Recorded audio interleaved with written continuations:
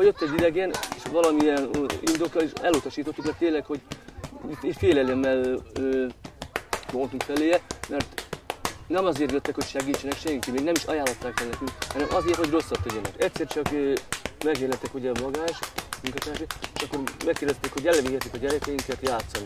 Odítek hozzám is, hát mondom, menjenek, örültem neki, legalább nem lesznek ott, nem idegesítenek, nem lesznek ott mellettem.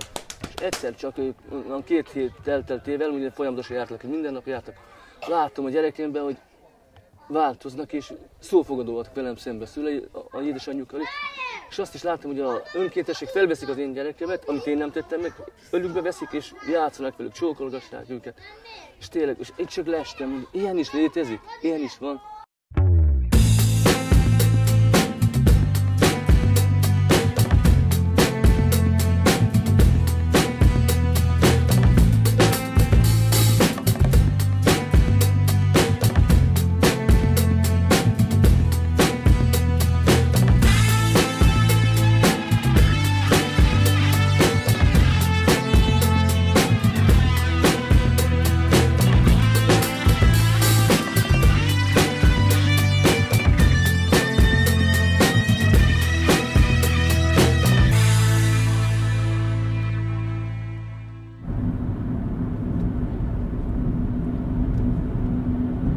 Pártfogó felügyelő voltam a Gödöllői kistérségben, és nyugdíjba ment egy kollégám, hogy én bevállaltam plusz területnek Bagot. Ez egy nagyon hírhedt telep volt, nagyon sok bűnelkövetővel. Akkor azért úgy rögtön azt éreztem, hogy azért itt valami mást is kellene csinálnom, nem pusztán ezt a munkát, vagy nem pusztán a pártfogás. És akkor azt gondoltam, hogy elkezdek ide önkénteseket toborozni.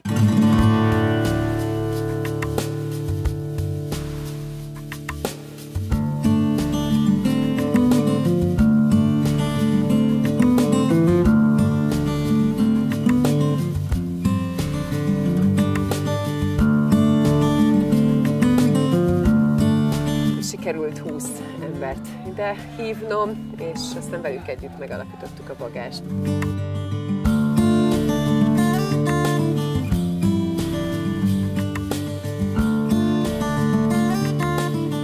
Dányon vagyunk, ez is 40 kilométerre van Budapesttől, azért szerettünk volna tovább lépni, hogy tudjuk kipróbálni azt, hogy maga a program struktúránk az mennyire használható máshol is, annak érdekében, hogy akár ez későbbiekben egy terjeszthető modellprogrammá váljon.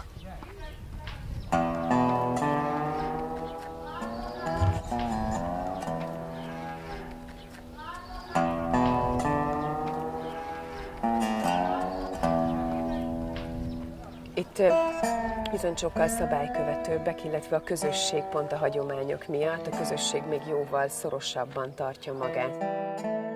Felszólítottam, hogy igenis a polgármester asszony kiadta ezt, hogy Szuper. Szép legyen az utca. Hát ugye itt el is kezdtük így valahogy, még, de hát...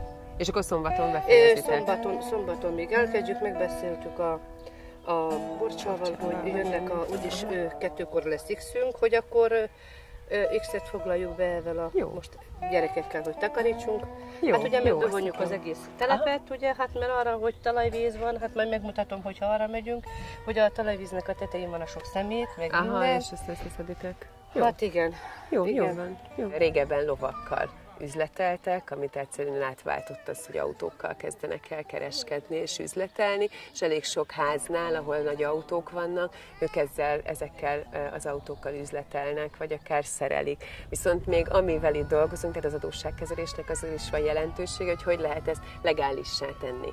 Mert hogy onnantól, ha már legálissá tesszük és bevételeik vannak, valódi jogszerű bevételeik, akkor azért elkezdhetnek egy teljesen más életet élni, amivel integrálódni tudnak könnyebben a többségi társadalomhoz, de hogy ezeken kell egy kicsit dolgozni, hogy olyan irányba tudjanak elindulni, amit viszont a többség is be tud fogadni, és elfogadható lesz számukra, mert egyébként az ellentétek azok egyre nőnek. Megkapjuk a pénzt, ugye nálunk senki nem keres, hogy Ambor kapja azt a 22 000-et, meg én a fizetést, és hogy abból most fizessük a gázt, a vizet. Igen. A vizet is, az mennem is 20 000 az is. Most is. Meg ugye, meg plusz az de és a fiaid? Egy se dolgozik. És nem akarnak ők elhelyezkedni? Úgy voltak, hogy napi pénzben mentek, tudod? Igen. És most megint hány osztályuk van? 8. De ők miért nem jönnek a Zöld Hídhoz? Hát most a Zöld Hídhoz most 9-en kezdenek.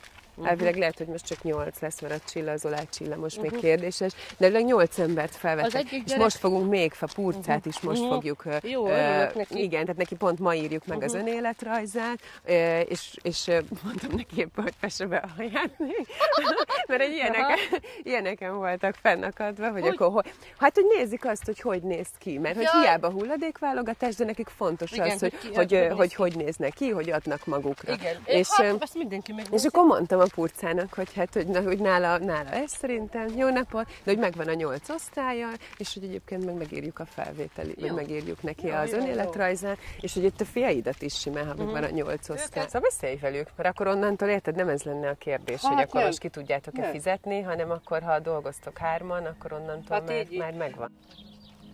Itt van felnőtt oktatásunk, adósságkezelés, ahhoz kapcsolódóan mentorálás, tehát budapestiek járnak ide és foglalkoznak egy önkéntes, egy telepen élővel. A felnőtt oktatásnak a célja, hogy az általános iskolai végzettséget megszerezzék, vagy írni, olvasni megtanuljanak, akik nem tudnak.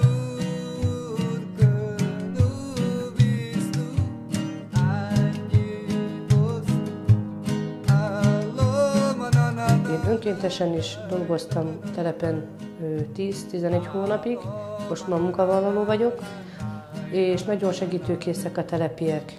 Örülnek neki, nagyon látszik, hogy most már haladóban van az, amit el akarunk érni, hogy legyen villanyunk, hogy ne éljünk félelembe azért, mert ugye ebből nagyon nagy probléma van a telepen, és ebben tud nekünk segíteni a Babas azért, hogy tényleg, hogy nem tudtuk mi az a spórolás, nem tudtuk mi az, hogy megmarad egy kis pénz, ugye addig nem jöttünk a boltban, míg el nem költöttük, és ugye ilyenekre megtanítottak minket, aminek nagyon örülünk, mert tényleg minden 5 forint, 10 forint azért számít az embernek.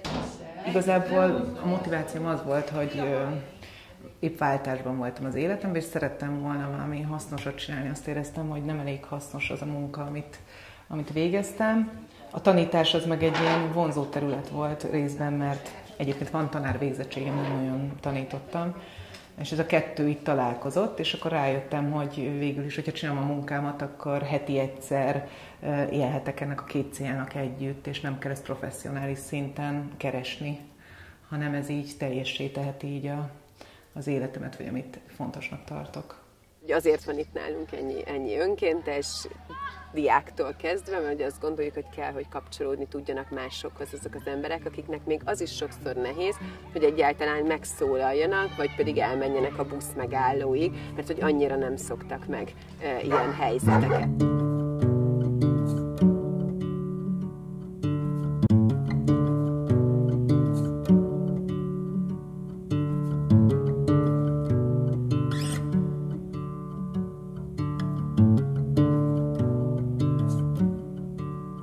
Vagon, itt vannak a családok, akikkel dolgozok, tehát én itt alapvetően egyéni fejlesztést végzek, ami egy teljesen rugalmas dolog. Tehát, hogy elindulok, lerakom az autót a telep szélén, és utána elindulok és gyalogolok, amikor találkozok emberrel. És akivel éppen találkozok, azzal megbeszélem. Ha nincs kint senki az utcán, akkor meg bemegyek a házakba, és a házban beszélgetünk.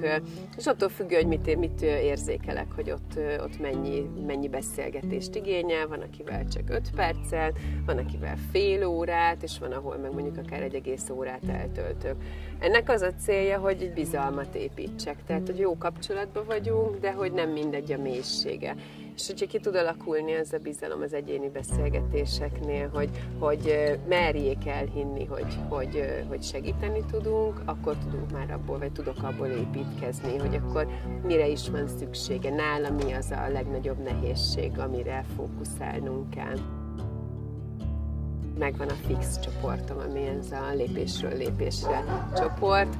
Akikkel egyénileg dolgozom, azok járnak össze a csoportban, aminek meg az a célja, hogy a közösséget fejlesszük. És tulajdonképpen itt pontosan azt csináljuk, hogy a közösség mit tud magáért tenni, ki milyen feladatot vállal, ki mit fog intézni, hogyan tudjuk elérni azt, hogy ők hogyan tudják elérni, hogy legyen világítás, vagy ne legyen szemét, vagy ne legyenek kóborkutyák.